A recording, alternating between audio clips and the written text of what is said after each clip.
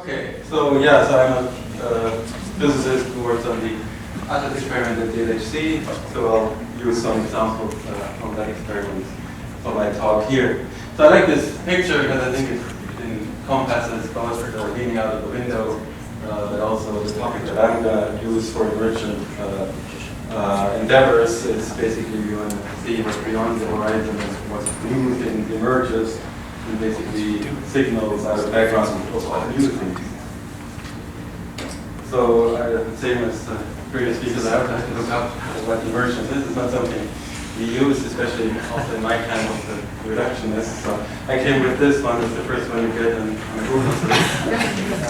Emergence, and I thought it fits quite well. Right, it's two possible answers. Right, the process of coming into view or becoming exposed after being concealed, and the second one, process of becoming into being important and prominent. So I think the case that I'm going to use is more the second part, right? It's something that was exposed and from being concealed, and the Higgs scaling. Something important, I hope everybody agrees.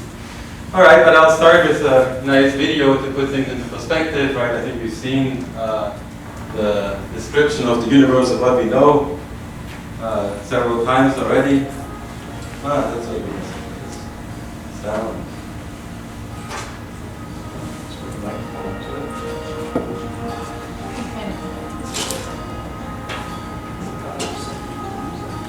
Are you on HDMI or VGA? VGA? There's a little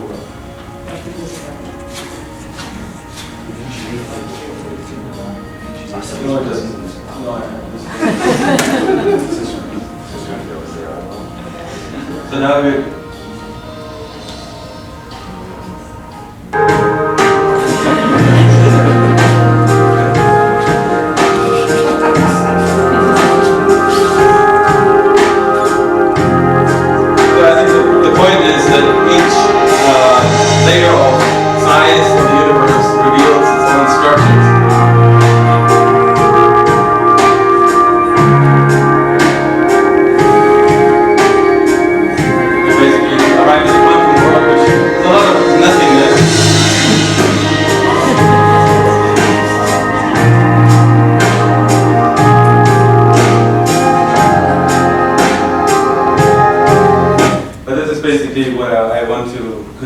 But I think this is a video we should all watch every day to put ourselves in perspective. But that's basically a story that a lot of tremendous effort has gone in and a lot of understanding has been gained in the last century. So David alluded already onto this, right? You have this atom, and the word comes from undividable, from the Greek word, but yeah, so we've learned it's not undividable, so maybe something that was unconceivable before emerged here. And now we think these quarks and electrons are fundamental, but they might not be, right? It's just we're at a certain point in the journey. The journey continues. So yeah, but the tools to do this kind of research at the smallest end of this nice video that we saw, right, is this Large Hadron Collider. And then I'll just give an example here. I won't go too much into detail, but I want to talk about emergence of signals, so I would use that as an example, right? So basically, Atlas is the experiment I'll take as an example, but there's many more, and you can think of this just as a giant microscope, right? That's what it basically is, right? You heard earlier that the higher the energy, the higher the resolution, so this is basically our most powerful microscope that we can study in the world, right? But furthermore, right, Einstein told us that E is mc squared, and mass is not conserved, so you can make new things, right? So things you haven't seen. So recreate the particle dinosaurs that are extinct since the beginning of the Big Bang is basically an analogy that one can use there. And these are the instruments, right? You've probably seen pictures, but I mean, these are nice, beautiful pictures, and I guess I would say of the size of cathedrals, right? So then let's go to the other part, right? So let's talk about the signals that come out of these instruments, and that's one of the other aspects of the emergence that comes into view here, right? So this is a gigantic piece of equipment, and right, so it's basically 100 million signals that come together to form basically what you call events, to make sense of collisions in this microscope, right? And basically, signatures then emerge out of these detectors, right? Signals that come from these 100 million readout channels. And I guess I gave a practice talk to my wife last night. She said, explain this picture a little bit more. So right, so we have these subdetectors, right? So we have these 4 different colors to make it easier, but basically each subdetector has special techniques and strengths, right? So when, for example, there's a photon, it would only mostly interact with the electromagnetic calorimeter. When there's a charged particle called the electron, the one we call fundamental, it's charged, so it leads to a little bit signals in this other subdetector. Muon just goes all the way through. So this basically, by using all these layers and subdetectors, by basically correlating, we get a much more powerful picture. So the sum is not, I don't use the word greater because it's mostly correlation that it's used, but clearly more powerful. Without being able to get these pieces together, you would not get the same picture as easily. All right, and then basically what comes then together is these collisions, and then these are just beautiful pictures of then reconstructing those electronic signals and make what we call physics object out of it. So these are single snapshots. Now think of 100 million channel camera, and you just take each event a picture of, and then you reconstruct out of these signals what's called a physics object. So you use all this correlated information and say, this is an electron candidate, this is a muon candidate, there was some missing energy that escaped and we couldn't detect it. So basically these are then snapshots of interesting events, but you have to repeat the experiment many times. But these signatures basically emerge from a collection of these 100 million readout channels. And yeah, just to show you some of these first collisions in a nice snapshot from the particle fever movie.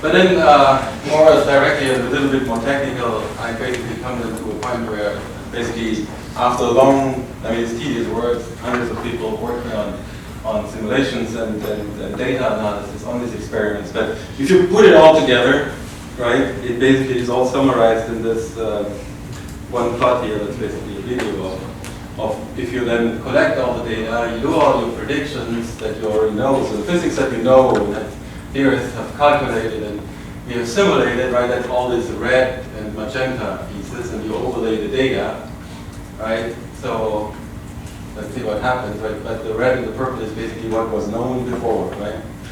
But yeah, if you look closely, something else happens, right? So I'm zooming in now, but basically there's a region where there's blackest data points that sticks out and emerged on top of the background, right? It's a new signal that comes out, and that's pretty much how to convince yourself that the new particle has been found, right? So of course there's an important question, are you sure? And that's of course our pride question, but rest assured our standards are actually pretty high, right? So here's a plot of the probability as a function of mass, but it doesn't really matter, but you obviously see this clear large dip here. That's basically the probability that your background fluctuated to produce or make a fluctuation signal, right? So it's not a real signal, the background just fluctuated and oh, something showed up there, but it's not really there. But this basically a chance of 1 in 3.5 million, right? So that's our threshold as a field. We basically want to be sure at that kind of level that something didn't just fluctuate from the background. Just to put it into perspective, because of small sample sizes, a lot of medical studies require 120, so 5%. And it's obvious, right, that you don't have the sample sizes. We repeated our experiment 1 trillion times. You don't easily have the trillion people to be part of the study. But 5% versus 1 in 3.5 billion. And then, of course, there were also two. Another way of looking at it is if you have a coin and you flip it 21 times in a row, you get heads, you would start suspecting something wrong with the coin. That's basically how sure we are that something new emerged as a new signal. All right, that brings me to another aspect that I thought was maybe nice mentioning about, right? So the leaning out of the window. So our researchers then for the new physics have a lot in common with explorers, right? So as an example that is sometimes used is so Toscanelli had a map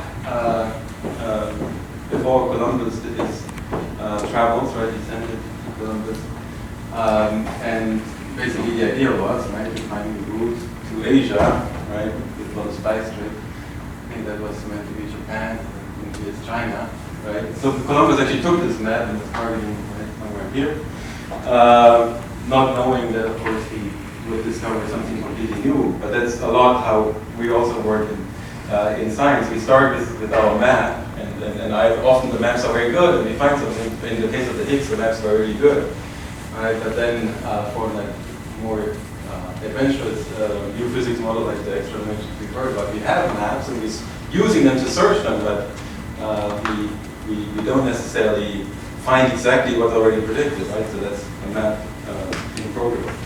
So what the eventual voyages were, right, of Columbus, many more, right? He of course had discovered a new continent and then made increasingly more precise maps. So that also is something that relates nice to what you do in science, right?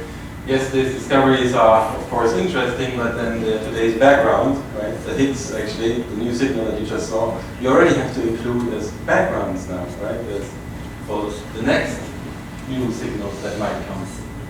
And similar to the maps, right? The more precise maps you have, the more better predictions you can make. So there's also value, of course, in making precision maps. On the other thing, I think the arts and sciences, I'm sure all of us agree, are the eureka moments, right? Just put some fine examples of individuals who had major ones, right? But I think the nice quote I found was from Calabobia. He's a particle physicist who got known back in the 80s for the discovery of the doubling of the bosons through fundamental force carriers, right? So he says, science for me is very close to art, scientific discoveries, and the irrational act. It's an intuition which turns out to be reality at the end of it, and I see no difference between a scientist developing a marvelous discovery and an artist making paintings. That relates both to both things. All right, that's all I had.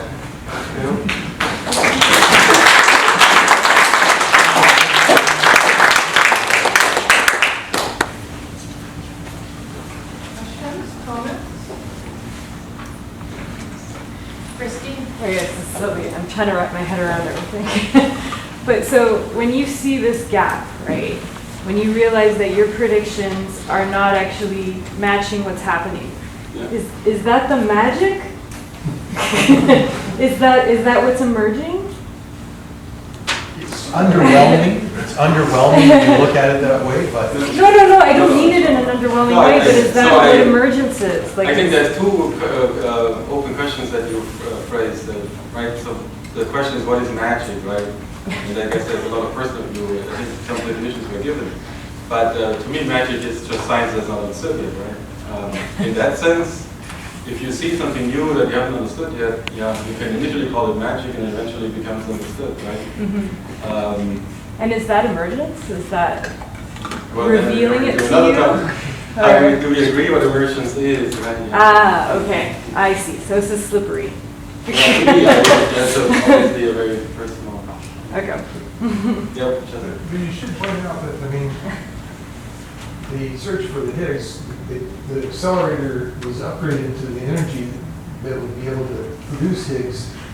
People had a pretty good idea what energy, what that's what I meant. range it was liable to have. Right. So they were essentially watching for something to start rising up out of that. So the Higgs is an example where the map was very well known. It was actually so well known that it completely coincided with predictions that we had from other measurements already. It was actually so good that the whole case for the $6 billion endeavor was leveraged because of this knowledge already. But then, of course, we're greedy, we want more, and it's not just greed, it's also obvious shortcomings of the standard model as it was introduced that suggests that there should be new things. And I think your question comes more to those examples, right? At this point, there were front runners where supposedly very good maps existed, like supersymmetry, that haven't shown up yet. I think we're back a little bit more to, like, there's all sorts of maps floating around, and we'll have to see what turns out to be reality. So there was an example, I think, when they measured the charm, right? Yeah. For the first time. So they did an experiment, and it was similar, and they were data predictions, and there was a new machine, and they were going along changing the energy. So a lot of those things you see is different energies. So you change the energy of the collision, and you just see how many times something happens. Okay, you just count. And I think it was a graduate student when they first saw the CC bar. He just noticed a little bump. They didn't expect anything. Like he said, his map wasn't that great. They kept going, and he went, you know what? Let's go back and look at this bump again. But instead of changing the energy by big steps, let's change it by tiny little steps. And they had no reason to expect that anything would happen because their maps didn't suggest that there could be anything there. And when they did that, tick, tick, tick, tick, tick, tick, tick, tick, tick, tick, tick, tick, tick, tick, tick, they saw this gigantic peak emerge out of their data, and nobody was expecting it at all. That was magic. That was And bad. that's That was bad. Right? And somebody wrote in the logbook, like, what the hell is this? You know, it's like, it just came out of nowhere. Yeah. And then that was the case when it turned out to be what's called the charm core. So the bound state between charm and Yeah, identity. so it So turned out to be a charm. It's like a new clue. Yeah, then there's like, whoa, wasn't expecting that. Yeah. What is that? And then we handed over to David. And Juna and others. Or his ancestors. There's an even better part to that, because that particle that they discovered, it has two names, J and psi. And it's called, everybody calls it J psi. Used to anyway. And that's because it was discovered in two different laboratories essentially at the same time. And that is the ultimate in what you're looking for in science. People are looking for stuff, but they find it at the same time in the same place, that is in the same energy, the same mass. That really nails it.